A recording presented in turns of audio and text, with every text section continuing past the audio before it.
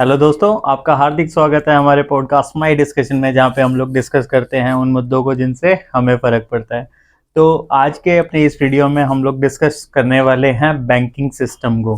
Banking system जो हम लोग यूज़ करते हैं फाइनेंशियल ट्रांजैक्शंस के लिए, बिना बैंकिंग के कितनी प्रॉब्लम्स आती हैं वो हम सबको पता है। पैसे, कैश में पैसा लेना देना बड़ा प्रॉब्लम है। और आज की डेट में तो हम लोग जहाँ डिजिटल इंडिया की तरफ बढ़ रहे हैं, डिजिटल इंडिया बनाना है, तो वहाँ पे हम कैश को तो कैरी करना, हम कैश को तो हमारी गवर्नमेंट ने काफ़ी वो किया है कि भाई इसको बंद करो।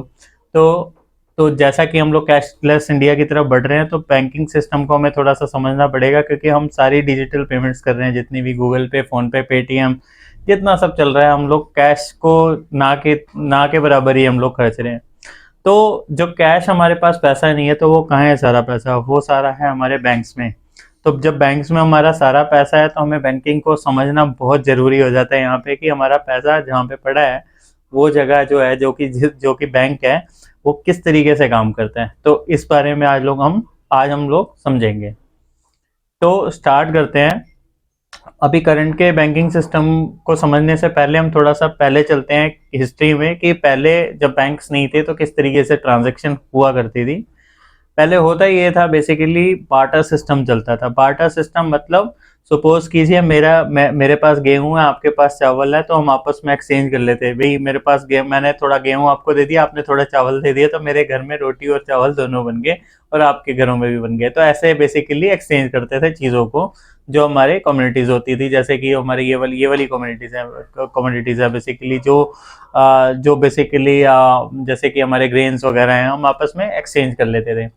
बट हुआ क्या, ओवर द टाइम जो गोल्ड वगैरह कम्युनिटीज है हमारी, ये इसकी वैल्यू ना ओवर द टाइम बढ़ती चली गई। तो लोगों ने आपस में ना गोल्ड को एक्सचेंज करना शुरू किया।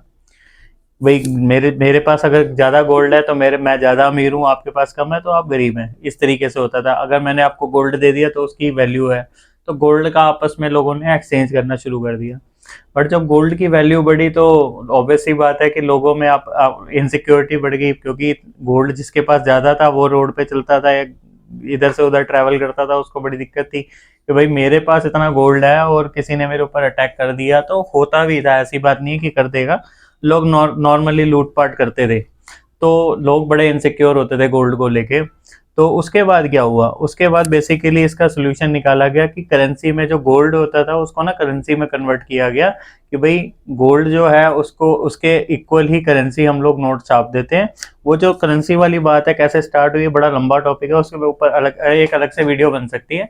बट अभी आपको मैं शॉर्ट में समझा देता हूँ कि गोल्ड बेसिकली गोल्ड के इक्वल ही करंट नोट छाप दिए गए। सपोज कीजिए अगर आपके पास 1 किलो सोना है, तो 1 किलो सोने के सपोज कीजिए 1,000 रुपये हैं, तो 1,000 रुपये का नोट है आपके पास। तो जो नोट है आपस में एक्सचेंज लोग कर लेते थे।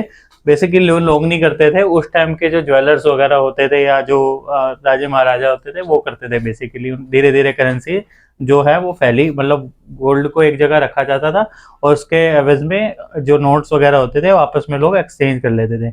अब जो नोट्स है वो मार्केट में चलने लग गए, गोल्ड यहाँ पड़ा हुआ है, नोट आप लेके चल रहे हैं।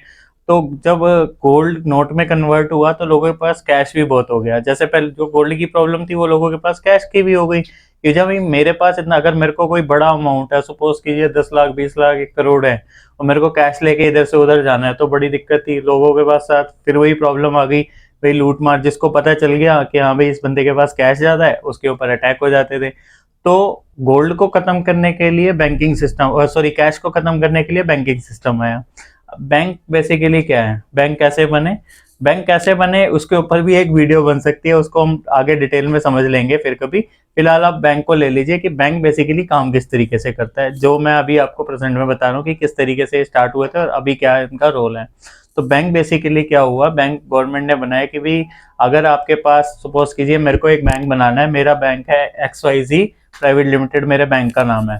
तो और मेरे पास 100 किलो सोना है, तो मैंने गवर्नमेंट को बोला भाई मेरे पास 100 किलो सोना है, तो मैं गारंटी ले सकता हूँ 100 किलो सोने के इक्वल कैश की, कि भाई मैं लोगों का पैसा रख सकता हूँ। तो आप मेरे को पैसा दीजिए, और अगर आप मेरे पास पैसा रखते हैं तो मैं आपको उसके एवज में आपको कुछ इंटरेस्ट भी दूंगा। जैसे सपोज कीजिए अगर आपने मेरे को 100 रुपये दिए हैं और मेरे पास 1 महीने तक अगर आप अपना 100 रुपये रखते हैं तो मैं आपको 1,000 100 रुपये 105 रुपये मैं आपको वापस दूंगा। जो 5 रुपये है वो आपका इंटरेस्ट है जो मैं अपनी तरफ से दूंगा। अब आप कहेंगे कि भाई मैं अपनी तरफ से 5% क्यों दूंगा। बेसिकली जो बैंक होते हैं वो किस तरीके से काम करते हैं, मान लीजिए कि कोई इंसान है जिसके पास पैसा नहीं है, उसको बैंक क्या कहता है कि भाई तू मेरे से 100 रुपया ले ले, बट मैं मेरे को 1 महीने बाद ना तू 110 रुपये वापस दे दियो।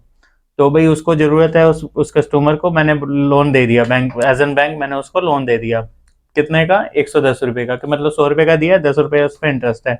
अब जब 1 महीने बाद वो मेरे को 110 रुपये वापस करेगा, तो मैंने जिसने जो मेरा कस्टमर है जिसका 100 रुपये मैंने उसको दे दिया उठा के, तो मैं उसको 5 रुपये दे दूंगा और 5 रुपये जो हुआ वो मेरा फायदा हो गया। जो मेरा प्रॉफिट है कितना हुआ, 5 रुपये मेरा प्रॉफिट हो गया। तो इस तरीके से बेसिकली जो है वो बैंकिंग सिस्टम काम करता है। अब बैंक में से कैश निकालना, लोगों को पेमेंट, अब सपोज कीजिए मेरे को एक बड़ी पेमेंट है, किसी को पेमेंट करनी है, अपने कस्टमर को किसी को पेमेंट करनी है, क्लाइंट को किसी को भी पेमेंट करनी है, तो मैं किस तरीके से करूंगा, जाऊंगा बैंक कैश निकालूंगा, तो ये वो फिर सारा कैश इन्वॉल्व हो जाएगा। तो इस कैश के जो ट्रांजेक्शन को खत्म करने के लिए गवर्नमेंट ने क्या किया, बेसिकली चेक बुक्स बना दी कि भाई, और वो चेक बुक एक बेसिकली रसीद होती है जो आपके अकाउंट से कनेक्ट होती है, उस पर आपका अकाउंट नंबर वगैरह होता है। आपने चेक बैंक को चेक पे साइन करके दे दिया, भाई मेरे अकाउंट से इतना पैसा इस बंदे के इस नाम का जिसके नाम का मैंने चेक काटा है इसको दे दिया जाए, ये आपने सिग्नेचर करके दे दिया। बैंक क्या करता है, दूसरे बैंक को, जिस कस्टमर को आप दे रहे हैं, जिसको दूसरे कस्टमर के पास भी बैंक का जो है अकाउंट होना चाहिए, उसको मैंने उसके नाम से चेक दे दिया। तो मेरा बैंक क्या करेगा, उस इंसान के जो बैंक में वो जो पैसा है मेरे अकाउंट से निकाल के दूसरे बैंक के अकाउंट में, उसके अकाउंट में डाल देगा बेसिकली। तो हुआ यहाँ पे ये हुआ कि जो कैश था हमारा, वो हमारा बैंकों में आपस में एक्सचेंज हो गया, हमें आपस में एक दूसरे को कैश नहीं देना पड़ा, तो एक अकाउंट से दूसरे अकाउंट में पैसा चला गया। तो बेसिकली जो चेक बुक होती है वो इस तरीके से काम करती है। अब ओवर द टाइम लोगों के पास, अभी अगर हम आज की बात कर लें तो जो चेक बुक है वो आपने देखा होगा नेक्स्ट इम्पॉसिबल हो गया, लोग यूज ही नहीं करते, क्योंकि अब जो है हमारे जितने भी है वो डिजिटल बैंकिंग, जब इंटरनेट आया 2005 में हमारे इंडिया में, 2005 में के बाद तेजी से बढ़ गया, तो बैंकिंग जो सिस्टम है सारा इंटरनेट पे आ गया, वेबसाइट पे आप ऑनलाइन ट्रांजैक्शन कर सकते हैं। तो जो चीज एक चेक करता था काम, एक मतलब पहले आपको बैंक का बैंक मतलब एक दूसरे से बैंक में जाना पड़ता था चेक डिपॉजिट करने के लिए, तो वो लंबा प्रोसेस होता था।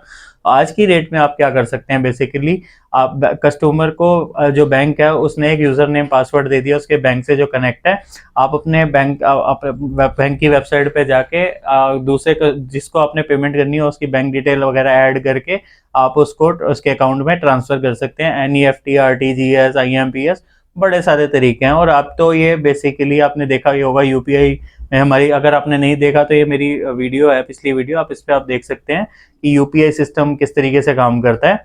तो आप समझ जाएंगे कि किस तरीके से यूपीआई करता है। वो भी हमारे बैंकिंग का सिस्टम है जिसमें अभी बहुत तेजी से इसमें बूम आया है। तो बेसिकली अब हम अपने मोबाइल फोन से ही ट्रांजेक्शन कर रहे हैं, बार कोड्स आ गए हैं, तो चीजें बहुत तेजी से चल रही है। मतलब डिजिटल जो कैश है वो तो सारा पैसा खत्म, मतलब कैश वाला तो सिस्टम खत्म हो गया सारा। हम आपस में एक दूसरे से मोबाइल के थ्रू पैसे ले लेते हैं, दे देते हैं, कहीं पेमेंट करनी है, तो जितने भी ये सारा ट्रांजैक्शन चल रहा है आजकल इंटरनेट पे आ चुका है। तो जो ये बेसिकली और जितनी भी पेमेंट्स होती हैं सारी की सारी हमारे बैंक के थ्रू ही होती है, क्योंकि अगर आपका बैंक अकाउंट नहीं है तो आप फिर कैश में ही करेंगे, और बैंक अकाउंट नहीं है और आपके पास कैश है तो कैश को हमारी गवर्नमेंट कहती है कि ब्लैक मनी है, क्योंकि उसका कोई हिसाब किताब नहीं होता। अगर सपोज कीजिए आपके घर में पैसे पड़े हुए हैं 1,000 रुपए और बैंक को नहीं पता, तो किसी को क्या क्या पता चलेगा कि आपके पास कितना, अगर वही पैसे अगर आपके बैंक में है तो गवर्नमेंट को पता है कि भाई इस इंसान के अकाउंट में 1,000 रुपए पड़े हुए हैं, तो उसकी एक अकाउंटेबिलिटी होती है, जिसको एक नंबर गवर्नमेंट उसको लीगल पैसा बोलती है कि हाँ भाई इस बंदे के पास इसका हिसाब किताब है। क्योंकि कैश पैसे का तो आपके पास हिसाब किताब नहीं है, कोई लिखा पढ़ी नहीं है, कहाँ से आया कब आया, कोई उसका रिकॉर्ड नहीं है, तो इसलिए उसको ब्लैक मनी बोला जाता है। अब जो बैंक्स हैं उससे ऊपर क्या है, बेसिकली बैंक्स के ऊपर है सारे बैंक, जितने भी सरकारी प्राइवेट बैंक हैं, छोटे बड़े बैंक हैं। सबसे बड़ा जो बैंक है हमारे इंडिया का वो है रिजर्व बैंक ऑफ इंडिया, जिसको हमारी गवर्नमेंट मैनेज करती है, मतलब गवर्नमेंट ऑफ इंडिया ने बनाया है। और रिजर्व बैंक ऑफ इंडिया जितने भी बैंक्स हैं उनको मैनेज करती है। अब रिजर्व बैंक ऑफ इंडिया की जरूरत क्यों पड़ी, रिजर्व बैंक ऑफ इंडिया की जरूरत इसलिए पड़ी कि सपोज कीजिए मेरा बैंक है, मेरे पास मेरे बैंक की जो वैल्यू है टोटल, मेरे पास जो गोल्ड पड़ा है, फॉर एग्जांपल सपोज कीजिए 1,000 करोड़, 1 करोड़ का मेरे पास गोल्ड पड़ा हुआ है, और मैं लोगों को लोन दे जा रहा हूँ या अपने अकाउंट में ले ही जा रहा हूँ लोगों से पैसे। तो लोग मेरे ऊपर ट्रस्ट कर रहे हैं, मैं उस पैसे को ले ही जा रहा हूँ, ले ही जा रहा हूँ, और ये कह के कि मेरे पास, अब मैं आपको गारंटी दे रहा हूँ, तो गारंटी उसकी कस्टमर को तो पता चलेगी नहीं, क्योंकि बैंक अपने आप में बहुत बड़ी चीज होता है। एक नॉर्मल कस्टमर को क्या पता कि मेरा पैसा इनके पास सिक्योर है कि नहीं। तो उस बैंक को मैनेज करने के लिए कि कल को ये फ्रॉड करेगा या नहीं करेगा, अगर कर देता है तो उसके ऊपर आरबीआई, अगर ये बैंक सपोज कीजिए मेरा बैंक है, ये कहीं भाग जाता है, लुट जाता है, बर्बाद हो जाता है, तो आरबीआई है जो गवर्नमेंट के द्वारा चलाया जाता है, और आरबीआई का जो गवर्नर है वो टाइम टू टाइम हर एक बैंक को टाइट करके रखता है। गाइडलाइंस वगैरह आती रहती हैं कि भाई कोई बैंक किसी कस्टमर से ज्यादा इंटरेस्ट ना ले ले, या कुछ गड़बड़ ना हो जाए, कहीं कोई घोटाला ना हो जाए। जैसे आपने देखा ही होगा पीछे कितने सारे स्कैम हुए हमारे इंडिया में, कि कई लोगों को लोन दे दिया बैंक ने, और उन लोगों की क्रेडिबिलिटी तो थी नहीं, लेकिन तब भी उनको लोन दे दिया गया। तो बाद में हुआ क्या ओवरऑल, जो क्योंकि लोगों का पैसा पड़ा था अकाउंट में, और बैंक ने उठा के वो सारा पैसा कुछ ऐसे लोगों को दे दिया जिनके क्रेडिबिलिटी तो थी नहीं कि वो पैसा रिकवर कैसे करेंगे, तो वो लोग लेके देश छोड़ के भाग गए। तो उस केस में जो है अपना जो आरबीआई है वो गारंटी लेता है कि भाई ये बैंक आपका पैसा नहीं भी देता, तो आरबीआई को आप जाके कंप्लेंट कर सकते हैं, और आरबीआई आपके जो केस है उसको उस केस में मैनेज करेगा, देखेगा कि भाई बेसिकली वो आरबीआई जितने भी बैंक्स हैं उनको मैनेज करता है आरबीआई, तो आरबीआई तो होना बहुत जरूरी है।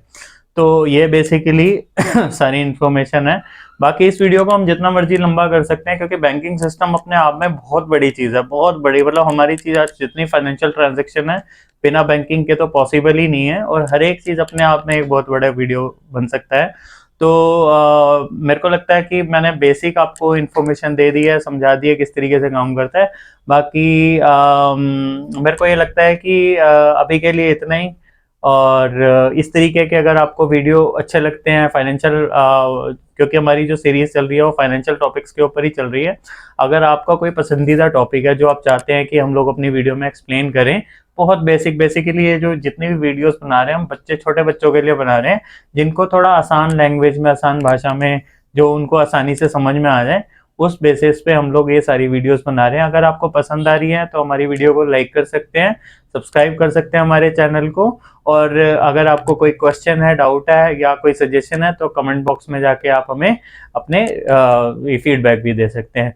तो आज के लिए इतना ही, मिलते हैं अपनी नई वीडियो में। धन्यवाद।